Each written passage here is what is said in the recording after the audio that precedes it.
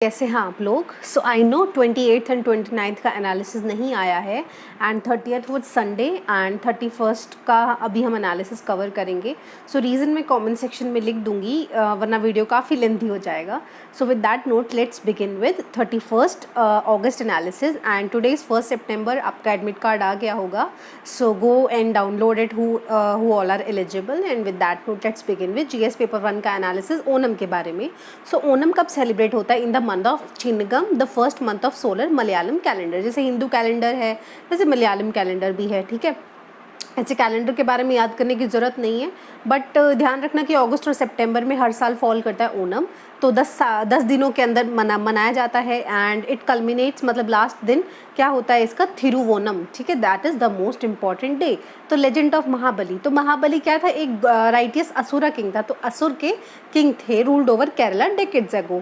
Well the peoples, काफ़ी खुश थे लोग इनके राज में and the gods grew envious of his popularity and approach Lord Vishnu कि भाई ये तो बहुत चालू बन रहे लोग, तो इसके यहाँ खुश हैं एंड ऐसे देवों को परेशानी हो गई एंड वो लोग विष्णुदेव के पास चले गए, ठीक है। फिर वो पुअर ब्राह्मण बन के विष्णुदेव आए उनके पास एंड महाबली को बोला कि भाई मुझे पीस ऑफ लैंड दे दो ताकि वो अपने 3 फुटस्टेप्स कवर कर सके, ठीक है। Then he grew to an enormous size. तो 3 फुट स्टेप कवर करने हैं। अब वो पहले तो एक ब्राह्मण थे, फिर उन्होंने अपना साइज बढ़ा लिया, जैसे हनुमान जी ने बढ़ाया था। बोले अब दो मुझे 3 फुट स्टेप्स जितना साइज, ठीक है। एंड कितने बड़े हो गए वो? He covered entire heaven and earth in 1 each step, ठीक है। Turning to Mahabali he asked for space to place his 3rd step. तो महाबली ने सर झुकाया और उन्होंने कहा ये लो, आपके पास और कोई जगह नहीं तो मेरे सर पर पैर रख लो। सो सीइंग कि भाई वो कितने जेनरस हैं, तो लॉर्ड विष्णु ने उनको ब्लेसिंग दी एंड उनको कहा कि आप अपने जो ये लोग हैं जिन पे आप राज करते हो, आप हर साल इनके पास आ सकते हो एंड उनके ही विजिट को ओनम मनाया जाता है। So legend of Mahabali, so popular legend king Mahabali के नाम पे बनाया जाता है and also the festival of paddy harvest भी करा जाता है क्योंकि पैडी हार्वेस्ट होती है इस टाइम पे, ठीक है। एंड इसीलिए इसको मनाया जाता है। So during the festival people get dressed in the traditional attire and Onam सद्या बनाते हैं अपने, ठीक है। एंड रंगोली बनाते हैं जिसको पूकलम कहा जाता है। रंगोली भी फ्लावर से बनाए जाते हैं, फ्रेश फ्लावर से। एंड वलम कली जो बोट रेस है स्पेशलिटी केरला की, वो करते हैं। एंड पुल्ली कली टाइगर डांस, जो टाइगर का मास्क लगा के डांस करते हैं। कई कोट्टू कली ओनम डांस एंड कुमा टिकली मास्क डांस भी करा जाता है। So these things you must definitely remember, okay. Culture के लिहाज से काफ़ी ज़रूरी हैं। देन जीएस पेपर 2 का पार्ट है पीवीटीजीज। देखा मैंने कुछ दिन पहले आपसे कमेंट सेक्शन में पूछा था एंड अब आ ही गया है, ठीक है। तो ऐसे ही आ जाती हैं चीज़ें। द पॉपुलेशन अब क्या आ रहा है कि भाई ग्रेट अंडमानीज ट्राइब में जो एक पीवीटीजीज है वहाँ पे भी कोविड-19 के केस आ चुके हैं, ठीक है। तो ये दिखाते हैं कि कम्युनिटी स्प्रेड हो गया है। So they are more vulnerable among tribal group, क्योंकि एक तो ट्राइबल होते, ट्राइबल के भी अंदर होते हैं पीवीटीजीज, ठीक है। क्यों अब इतने वल्नरेबल क्यों होते हैं? क्योंकि इनकी स्टैगनेंट या डिक्लाइनिंग पॉपुलेशन होती है, ठीक है। तो मान लो 1000 लोग थे 2001 में, तो अब सिर्फ इनके कुछ 100-200 लोग रह गए हैं। लो लेवल ऑफ लिटरेसी है तो ज़्यादा ये पढ़ लिख के कुछ अच्छा नहीं बन पाते हैं। Pre agricultural level of technology है और इकोनॉमिकली बैकवर्ड भी हैं। और फिर ये रिमोट लोकेलिटीज़ में रहते हैं जहाँ पे इंफ्रास्ट्रक्चर ही पूरा, जो गवर्नमेंट की बेनिफिट्स हैं या उनके बारे में जानकारी ही नहीं है इनको, क्योंकि लिटरेसी कम है एंड एडमिनिस्ट्रेटिव सपोर्ट की भी कमी है। आइडेंटिफिकेशन कैसे किया था इनका? 1973 में देबर कमीशन ने क्रिएट किया था प्रिमिटिव ट्राइबल ग्रुप्स, ठीक है। जो ट्राइबल ग्रुप्स के अंदर ये एक कैटेगरी थी, ठीक है। पर 1975 में गवर्नमेंट ऑफ इंडिया ने इनको आइडेंटिफाई किया कि हाँ भाई ये एग्जिस्ट करते हैं, इनकी सेपरेट कैटेगरी बना दी पीवीटीजीज, जिन्हें पर्टिकुलरली वनरेबल ट्राइबल ग्रुप्स बोला जाता है। एंड पहले इनिशियली 52 सच ग्रुप्स थे एंड फिर इसमें 23 और मिला के टोटल 75 हो गए। तो आज के लिहाज में 75 हैं। एंड क्वेश्चन पूछा जा सकता है क्या ये सारे स्टेट्स और यूटीज़ में है? तो नहीं, they are spread just over 18 states and union territory in the country, ठीक है। तो आप मुझे कमेंट सेक्शन में बताओगे आपका स्टेट कौन सा है और आपके स्टेट में पीवीटीजीज हैं या नहीं। पहले तो आप ट्राइबल ग्रुप्स बताओगे अपने स्टेट में कौन से एग्जिस्ट करते हैं और उनमें पीवीटीजीज हैं या नहीं, ठीक है। सो दिस इज़ काफ़ी अच्छा एक्सरसाइज हम कर सकते हैं। Among 75 listed PVTGs highest number कहाँ मिलता है? उड़ीसा में, फॉलोड बाय आंध्रा। सो 2006 में पीटीजीज पहले प्राइमरी ट्राइबल ग्रुप्स को पीवीटीजीज का दर्जा दे दिया गया। This is not important. Scheme क्या है भाई, मिनिस्ट्री ऑफ ट्राइबल अफेयर्स इनकी काफ़ी स्कीम्स लेकर आती है जो जिससे इनकी डेवलपमेंट इंश्योर हो, जैसे कि कंजर्वेशन कम डेवलपमेंट एनुअल प्लान्स हर स्टेट और यूटी को प्रिपेयर करना होता है उनके पीवीटीजीज के लिए, ठीक है। फिर अप्रेज किया जाता है by a project appraisal committee of the ministry. तो जो मिनिस्ट्री ऑफ ट्राइबल अफेयर्स है ना, उसकी जो अप्रेजल कमेटी है हर स्टेट और यूटी के प्लान जो भी उन्होंने पीवीटीजी से रिलेटेड बताए हैं हर साल के एक साथ उसको अप्रूव करते हैं। Priorities assign to PVTGs under scheme of special central assistance to tribal sub scheme, ठीक है। and grants under Article 275 Clause 1 of the Constitution, grant in aids to voluntary organization working for the welfare of scheduled tribes, ठीक है। तो जो उनको grants दिए जाते हैं जो वेलफेयर ऑफ शेड्यूल्ड ट्राइब्स के लिए काम कर रही हैं एंड स्ट्रेंथन कर रही है education among ST girls in low literacy district, तो उनको भी ज़्यादा बेहतर ग्रांट्स दिए जाते हैं, उनको प्रायोरिटी दी जाती है। क्राइटेरिया क्या है भाई, हमने देख लिया कि सबसे पहले pre agriculture level of technology की बहुत ही मतलब कि ये नॉर्मली जैसे आप लगा लो कि हाथ से काटते हैं या फिर इस तरीके की, बिल्कुल भी मतलब मशीन से इनका एक्सपोजर ही नहीं है। स्टैगनेंट और डिक्लाइनिंग पॉपुलेशन है, लो लेवल ऑफ लिटरेसी है, लो लेवल ऑफ लिटरेसी है, पढ़ाई लिखाई नहीं करते हैं ज़्यादा, and subsistence level of economy. So these are the 4 condition which you must remember. Then is about NRC. तो फाइनल असम की लिस्ट ये पिछले साल बता रहे हैं कि भाई पूरा 1 साल हो गया और चीज़ें कुछ ज़्यादा बदली नहीं है। 19 लाख एप्लीकेंट्स थे जो बाहर हो चुके थे 3.30 करोड़ लोगों में से, और आज भी वो बाहर ही हैं, ठीक है। And they are yet to get rejection slips needed to do so, ठीक है, ताकि वो अपनी फाइनल अपील्स कर सके कोर्ट में। क्योंकि क्या प्रोसेस होता है, पहले जो ये आपको अपने डॉक्यूमेंट्स दिखाने होते हैं, ठीक है। अगर डॉक्यूमेंट्स नहीं दिखा पाए तो फॉरेनर्स ट्रिब्यूनल है वो आपको डिक्लेयर कर देंगे कि आप इलीगल माइग्रेंट्स हो, वो आपको एक रिजेक्शन स्लिप देंगे कि भाई आप रिजेक्टेड हो चुके हो। फिर ये रिजेक्शन स्लिप की सहायता से आप जो कंपिटेंट हाई कोर्ट्स हैं या फिर डिस्ट्रिक्ट कोर्ट्स हैं वहाँ जाके आप अपील कर सकते हो। तो उनको अब तक रिजेक्शन स्लिप्स ही नहीं मिले।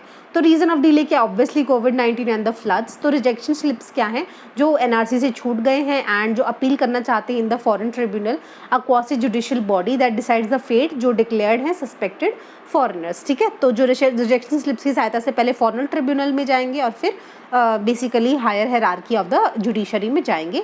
दी slip will mention the reason कि भाई क्यों एक्सक्लूड किया है इसको, एंड स्टेट एनआरसी ऑफिसर को ये इशू करने पड़ते हैं रिजेक्शन लिस्ट। तो भाई एनआरसी ऑफिसर तो खुद क्वारंटाइन में बैठा होगा तो कहाँ से इशू करेगा।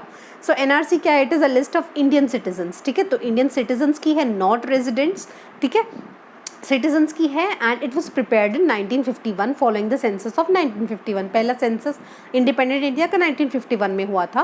Process of NRC update was to be taken in Assam as per Supreme Court order in 2013। तो ऑर्डर किसका था, सुप्रीम कोर्ट का था, सरकार इन्वॉल्व नहीं थी। In order to weed out the cases of illegal migration, क्योंकि बांग्लादेश से काफ़ी माइग्रेशन हो रही थी पोस्ट 1972 वॉर, है ना। The citizenship act of 1955 according to the rules framed in the Assam accord, ठीक है। तो कौन से इसमें स्ट्रेंथन कर रहे हैं constitution provision, the citizenship act of 1955 and Assam accord of 1985। तो ये दोनों इसको स्ट्रेंथन करते हैं एनआरसी के प्रोसेस को।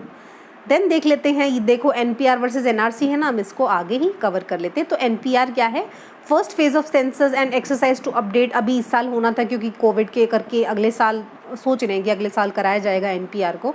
तो एनपीआर क्या है, सबसे इंपॉर्टेंट डिफरेंस क्या है, वो सिटीजन्स का था और ये रेजिडेंट्स का है, ठीक है। रेजिडेंट्स क्या होते हैं हम देख लेंगे। It is being prepared at local, sub district, district, state and national level. तो हर लेवल पे हो रहा है according to the citizenship act of 1955 and citizenship rules of 2003, ठीक है। तो वो भी सिटीजनशिप, वैसे वो भी सिटीजनशिप एक्ट के अंडर ही था और ये भी सिटीजनशिप एक्ट के अंडर है, पर क्या डिफरेंस है कि उसमें सिटीजन्स को काउंट कर रहे हैं और वो सिर्फ असम में हो रहा है, ठीक है, एनआरसी। और ये जो एनपीआर है ये सारे ही कंट्री में होना है एंड ये रजिस्टर है यूजुअल रेजिडेंट्स का, ठीक है। तो हर यूजुअल रेजिडेंट को अपने आप को रजिस्टर कराना पड़ता है इन द एनपीआर, ताकि ये कॉम्प्रिहेंसिव डेटाबेस कलेक्ट होगी कितने लोग हमारे यहाँ एक्चुअल इंडिया में रह रहे हैं। यूजुअल रेजिडेंट क्या होता है, जो एक लोकल एरिया में पिछले 6 महीने से रह रहा है या अगले 6 महीने रहना चाह रहा है, दैट इज़ अ रेजिडेंट, ठीक है।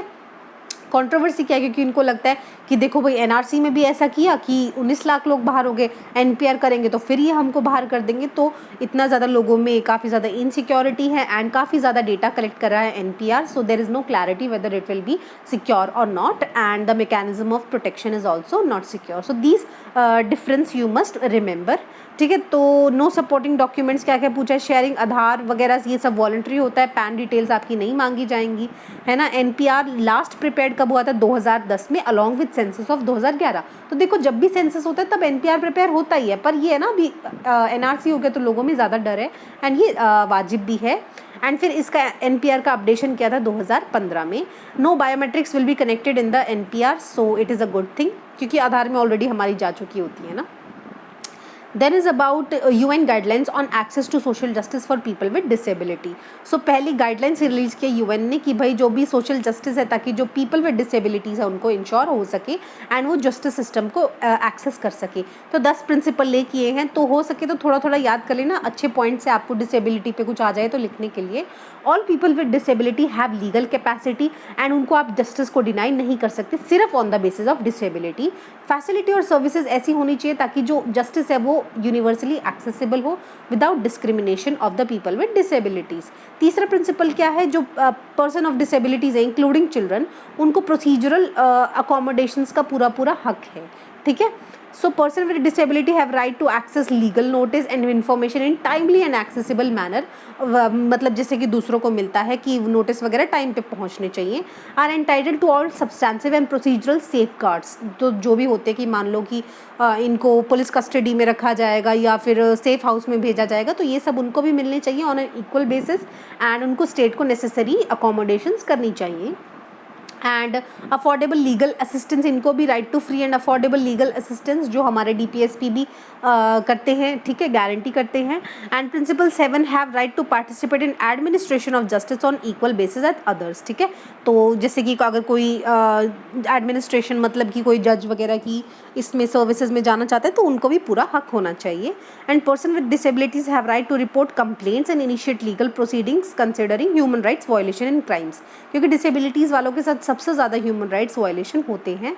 And effective and robust monitoring mechanisms हो ताकि उनकी access to justice support हो सके। all working in justice system must be provided with awareness raising and training programs addressing the right of people with disabilities, तो training programs होने चाहिए and monitoring mechanisms होने चाहिए। so कैसे define करता है people with disability, UN convention on right on people with disability जो 2007 में अडॉप्ट किया था वो डिटरमाइन करता है कि कोई भी किसी को भी अगर फिजिकल, मेंटल, इवन इंटेलेक्चुअल या सेंसरी इम्पेयरमेंट्स होना जो वेरियस बैरियर क्रिएट कर रहा है विच में hinder their full and effective participation in society as an equal basis of others को हम डिसेबल मानते हैं, ठीक है। व्हाट डज डिस्क्रिमिनेशन क्या कहता है on the basis of disabilities, exclusion और restriction on the basis of disability, effect of impairing और नलिफाइंग द रिकॉग्निशन, इंजॉयमेंट और exercise on an equal basis की भाई जैसे पैरालंपिक्स करें, अब नॉर्मल ओलंपिक्स होता था भागते थे, अब पैरालंपिक्स भी कर हम कंडक्ट करा दें ताकि उनको इक्वल लगे कि भाई हम we are the part of the same society, है ना। It includes all form of discrimination including denial और ऑफ रीजनेबल अकोमोडेशन। तो कितने लोग डिसेबल हैं इंडिया में? इंडिया में 2.4% of male are disable and 2% of the female from age groups are disabled, ठीक है।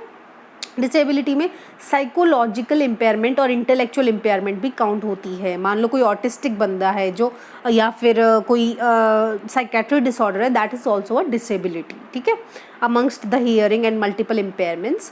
So in comparison the disability prevalence is US कितनी है 12.9% फीमेल्स में 12.7% इन मेल्स। यूके यूएस की याद करके क्या करोगे, इंडिया की याद कर लो, वो ज़्यादा ज़रूरी है ना। देन इज़ अबाउट प्रधानमंत्री जनधन योजना, तो 6 साल कंप्लीट हो चुके हैं, तो ये दिखा रहा है कि टोटल जनधन अकाउंट्स कितने हैं 4.35 करोड़, ठीक है। एंड रूरल में इतने हैं, विमेन को इतने दिए गए हैं। अनाउंस कब किया था 2014 में। It is a national mission ताकि फाइनेंशियल इंक्लूजन हो सके, ठीक है। लोग बेसिकली जो फाइनेंस वाली सर्विसेज हैं वो हम ग्राउंड लेवल तक पहुंचा सके, rural and the urban areas, and तो लोगों को बेसिकली जानकारी दी जा सके related to banking, saving, deposit accounts, remittance, ठीक है, जो बाहर से पैसा आता है अगर कोई बाहर गया होता है, credit, insurance and pension in an affordable manner, ठीक है, ताकि अफोर्डेबल कॉस्ट पे फाइनेंशियल प्रोडक्ट्स डिलीवर हो सके and use of technology to lower the cost, ठीक है। तो बैंकिंग द अनबैंक्ड, तो बेसिकली खाते खुलवाए हैं लोगों के, जनधन खाते खुलवाए हैं with minimum paperwork and relaxed KYC, know your customer norms होते हैं कि भाई आपको जाके अपने फिंगरप्रिंट्स देने पड़ेंगे, आधार दिखाना पड़ेगा ताकि हम आपको वेरीफाई कर सके। तो ये बहुत रिलैक्स किए गए related to Jan Dhan accounts. Zero balance पे खाता खुल सकता है, ठीक है। एंड सिक्योर कैसे किया कि भाई फ्री एक्सीडेंट इंश्योरेंस कवर दिया जाएगा आपको 2 लाख का, इनकेस एक्सीडेंट हो जाता है तो फ्री दिया जाएगा आपको, इसमें कोई प्रीमियम ही नहीं भरना पड़ेगा इंश्योरेंस से related. And micro insurance, overdraft for consumption भी इसमें दिया गया कि भाई ओवरड्राफ्ट फैसिलिटी, जैसे 10,000 रुपये अगर आपके खातों में जीरो रुपये तो भी आप 10,000 रुपये निकलवा सकते हो और फिर उसको धीरे धीरे रीपे कर सकते हो। Micro pension and micro credit का भी प्रोविजन था। So scheme is based on following pillar, universal access होना चाहिए बैंकिंग सर्विसेज का, ठीक है। ब्रांच एंड बैंकिंग कॉरेस्पॉन्डेंट्स के साथ, सिर्फ बैंक ही नहीं, बैंकिंग कॉरेस्पॉन्डेंट्स जैसे कोई किराने वाला है वगैरह ये सब दे सके। Basic saving bank accounts with 10,000 overdraft facility जो मैं बता चुकी हूँ, आप एज अ उधार ले सकते हो। फाइनेंशियल लिटरेसी प्रोग्राम ताकि लोगों में अवेयरनेस हो किस तरीके से ATM यूज़ कर सकते हो, क्रेडिट ले सकते हो, इंश्योरेंस कैसे अवेल कर सकते हो, पेंशन कैसे मिलेगी। Creation of credit guarantee fund ताकि जो बैंक्स को कुछ गारंटी मिले, आप 10,000 रुपये ओवरड्राफ्ट दे रहे हो तो क्रेडिट गारंटी फंड बनाना पड़ेगा ना, इनकेस लोग वो डिफॉल्ट कर जाएगा बंदा तो। Insurance accident cover up to 1 lakh and life cover up to 30,000, जो 2014-15 में खुलवाए उनको तो इंश्योरेंस कवर भी मिलता है। And pension scheme for unorganised sector. So extension, नए फीचर्स क्या है, focus from every household to every unbanked adult, तो हाउस होल्ड कवर नहीं किया, हर एक अडल्ट कवर किया है। रुपे कार्ड का insurance free accidental coverage from 1 lakh से 2 लाख में इंक्रीज कराया है इसमें। एंड 2018 में के बाद भी लोगों ने जिन्होंने खाते खुलवाए हैं उनको दिया गया है। एनहांसमेंट किया, ओवरड्राफ्ट फैसिलिटी को पहले 5,000 थी उससे 10,000 कर दिया गया। And increase in upper age limit की भाई 65 साल का बंदा है ना वही ओवरड्राफ्ट फैसिलिटी को अवेल कर सकता है। So increase in upper age limit की पहले सिर्फ 60 साल तक के लोग ओवरड्राफ्ट कर सकते, पर अब 65 साल के लोग भी ओवरड्राफ्ट कर सकेंगे। So these are the extensions and it is a very good thing. So Roro services of the South Western Railway, first ever Roro services to Bangalore and near Solapur has been started and only privately operated, अभी फिलहाल shall be only privately operated on the Indian Railways. Concept क्या है, carrying road vehicles loaded with various commodities on an open flat railway wagon. तो ये rail है, ये पीछे है, इसमें यहाँ पे तो जो नॉर्मल रोड व्हीकल्स है ना, अगर मान लो किसी को ट्रांसपोर्ट वगैरह कराने होते हैं तो क्या होता है कि ट्रक्स वगैरह को कंसल्ट करते हैं कि भाई किसने पैकिंग एंड मूवर्स का जो होता है। तो अभी क्या रेलवेज ने भी स्टार्ट किया, इससे क्या होगा, डोर टू डोर सर्विस हो जाएगी, जिसको अपना सामान शिफ्ट करवाना है, गाड़ी वाड़ी देनी है। एंड बेसिकली क्या होता है, ट्रक्स वगैरह को काफ़ी हिंड्रेंस आती है, कभी कोई चेकिंग हो जाती है, ठीक है, तो इसकी वजह से फास्टर मूवमेंट नहीं हो पाता। तो फास्टर मूवमेंट होगा, गुड्स एंड असेंशियल्स का टाइम टेकन रिड्यूस हो जाएगा, क्योंकि ट्रक्स तो शहर वहर से होके जाते हैं, ट्रैफिक कंजेशन में उनको टाइम डिले हो जाता है। कार्बन फुटप्रिंट्स कम होंगे, प्रीशियस फ्यूल सेव होगा, कंजेशन रोड्स पे कम होगा, जो चेक पोस्ट और टोल गेट्स पे जो चेकिंग होती थी वो कम होगी। And interoperability between roadways and railways होगा। And uninterrupted supply of essential commodities भी हो सकेगी। सो रोरो ट्रेन सर्विस पहले इंट्रोड्यूस की गई थी in the Konkan railways in 1999 and तब से ही ये सक्सेसफुली काम कर रही है। देन फैक्ट फॉर प्रिलिम्स, नूर इनायत खान, ये ब्रिटेन की वर्ल्ड वॉर सेकंड स्पाई थी, ठीक है। She became world's first Indian origin women to be honoured with memorial blue plaque. तो वो ब्लू प्लेग क्या होता है, ये नूर या ब्लू कलर का ऐसे स्टैम्प होता है जिसपे इनका नाम लिखा होगा और इनका कॉन्ट्रीब्यूशन लिखा होगा कि ब्रिटेन की पहली Britain world war second spy थी। तो इसकी मैं फोटो ब्लू प्लेग की एडी निर्माण टेलीग्राम चैनल पे डाल दूंगी। So she was the first women of Indian origin जिनको ब्लू प्लेग मिला है। And it has been erected on houses and venues associated with several Indian man, ठीक है। तो जो वेन्यूज वगैरह एसोसिएटेड है वहाँ पे इनका नाम, जो ये स्टैम्प है बेसिकली वहाँ पे लगाया गया है। तो ब्लू प्लेग स्कीम क्या होती है, इंग्लिश हेरिटेज चैरिटी द्वारा चलाई गई है। तो ये जो ऑनर करती है नोटेबल पीपल एंड ऑर्गेनाइजेशंस को जो पर्टिकुलर बिल्डिंग से कंसर्न्ड है। तो नूर इनायत खान के बारे में थोड़ा ध्यान रख सकते हैं। नेशनल स्पोर्ट्स अवार्ड, तो प्रेसिडेंट कोविंद ने इनको 74 नेशनल स्पोर्ट्स अवार्ड ऑनर किए गए हैं, हर साल दिए जाते हैं। तो देख लेते कौन से इंपॉर्टेंट है। Rajiv Gandhi Khel Ratna award for spectacular and most outstanding performance in the field of sports, जो एक स्पोर्ट पर्सन ने की है ओवर अ पीरियड ऑफ 4 साल, ठीक है। तो अर्जुन अवार्ड किसके लिए होता है? For consistent outstanding performance in the 4 year, ठीक है। तो ये मोस्ट आउटस्टैंडिंग के लिए और ये नॉर्मल आउटस्टैंडिंग के लिए। तो पहला राजीव गांधी, फिर Arjuna award, then Dronacharya award. Dronacharya award किसके लिए होता है? जो कोचेज होते हैं। अब द्रोणाचार्य वाज ऑल्सो अ गुरु ना, सो इसीलिए फॉर जो भी मेडल जीत के आए होते हैं at a prestigious international sports events. Then Dhyan Chand award for contribution to sports development, ठीक है, जिन्होंने डेवलपमेंट करी हो। राष्ट्रीय खेल प्रोत्साहन पुरस्कार, अब खेल को जो प्रोत्साहित कर रहा है उनको मिलेगा। तो जो कॉर्पोरेट एंटिटीज इंडिविजुअल्स है जो अपना रोल करते हैं स्पोर्ट्स प्रमोशन में, उनको दिया जाता है। Maulana Abdul Kalam Azad trophy is for overall top performing universities in inter universities tournament, उनको दिया जाता है। Tenzing Norgay national adventure award, जो एडवेंचर जो माउंटेनियरिंग वगैरह इस चीज़ में करते हैं तो उनको दिया जाता है, ठीक है। तो एनपीपीए के बारे में देख लेते हैं। फाउंडेशन डे उनका ऑब्जर्व किया गया, हम बहुत बार कवर कर चुके हैं। 29 अगस्त 1997 को एस्टैब्लिश हुआ था for pricing of drugs and ensure availability and accessibility at affordable price. तो department of pharmaceuticals in under the ministry of chemical and fertilisers में है ये। एंड जो शेड्यूल्ड ड्रग्स है उनके प्राइस को मॉनिटर करेगी टाइम टू टाइम में, and easy availability and accessibility कराती है। सो ये जो आर्मागेडन है, आई विल ऑनेस्टली से कि मुझे चेस के बारे में ज़ीरो नॉलेज है, तो अगर किसी को चेस के बारे में पता है तो do comment down below. And Armageddon in chess होता क्या है exactly, so please do comment. Then Odisha Kandhamal हल्दी, तो भाई इसको जीआई टैग मिला है, प्योर ऑर्गेनिक प्रोडक्ट है। तो जो ऑर्गेनिक तरीके की फार्मिंग होती है उससे ये बनाई जाती है। तो कांधमाल हल्दी, कांधमाल एक जगह है ओडिशा में, ठीक है। तो कांधमाल हल्दी आंध्र में मत लिखाना please. And tribals grow tuber without applying fertilisers of pesticide, तभी तो कह रहे ऑर्गेनिक प्रोडक्ट है। जीआई टैग है तब भी ऑब्वियसली इसको लॉकडाउन में इसकी काफ़ी कम सेल हो रही है, इसीलिए ये बताया जा रहा है। So China is developing 2 air defense position that will cover 2017 Doklam standoff area and also Nakula in Sikkim. So ये देख लो भाई, डोकला एंड नाकुला, ठीक है, ये दोनों को कवर करेगा। Nakula is a sector that pass at height of more than 5000 metre, ठीक है। तो स्टेट ऑफ सिक्किम में पड़ता है Nakula, and it is located ahead of the source of river Teesta. तो जो सोर्स ऑफ रिवर तीस्ता है वो लोअर हिमालयाज है, ठीक है। सिक्किम से बेसिकली मानते हैं ओरिजिनेट होती है, ठीक है, सिक्किम से थोड़ा ऊपर पर सिक्किम से फ्लो करती है, तो वहाँ पे नाकुला पास है। डोकलाम क्या है? It is an area plateau which lies on the Bhutan China border, ठीक है। तो ये भूटान है, ये चाइना बॉर्डर है, ये डोकलाम पास है। And it is the between Tibet Chumbi Valley to the north and Bhutan's Ha Valley in the east। And यहाँ बेसिकली बता रखा है सिक्किम यहाँ ईस्ट में पड़ता है, भूटान का हा वैली पड़ता है, and Chumbi valley in the north. So Bhutan के साथ तो वैसे भी साक्तिंग वाइल्ड लाइफ सेंचुरी का थोड़ा सीन चल रहा है चाइना का। So this is the new development, okay. Then is about Channapatna toys, तो ये पर्टिकुलरली वुडन टॉयज़ हैं, डॉल्स है। देखो इतनी सुंदर सुंदर डॉल्स बनाई जाती हैं, manufactured in the Channapatna and the Ramanagara district of Karnataka. District याद ना रखो, स्टेट याद रखो, कर्नाटका की है।